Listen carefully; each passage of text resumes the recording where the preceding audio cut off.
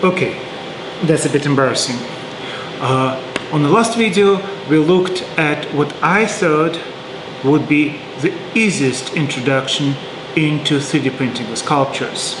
I picked this model of a young male from my mini factory, printed in a larger scale my computer can handle, used zero infill technique to save on time and materials,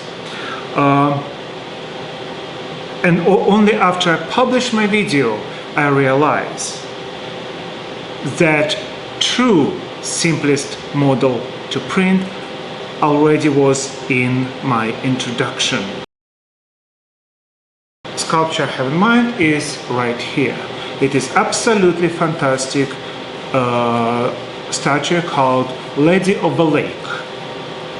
It is crazy, but it seems that a sculptor had a definitive goal to make a sculpture which can be printed on 3D printer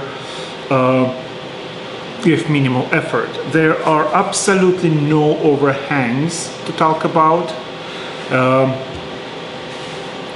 Not only external, there's a little bit of chin, but it still can be easily printed with sufficient cooling, but not even internal, so there's no need for infill whatsoever. So I'm going to put a link in the description under this video for you to go download and print this beautiful sculpture. What I would suggest as a parameters, I would use a zero infill technique. There is no need to waste time and materials having infill done to this sculpture. I would use wall thickness 1.2 millimeter if you're using 0.4 millimeter nozzle. Bottom and top make sure are 1.2 millimeters as well. I'm not going to talk about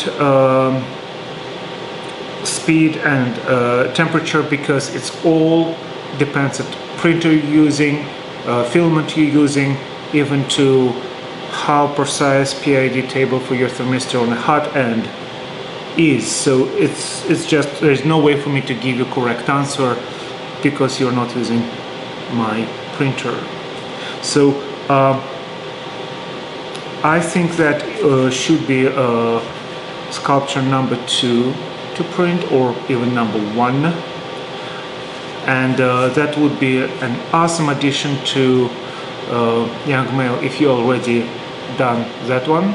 So and on the next video I'm thinking about pushing the board a little bit further to pick up more complex model, but see what I can do to simplify it again, to make it printable as large scale as I could.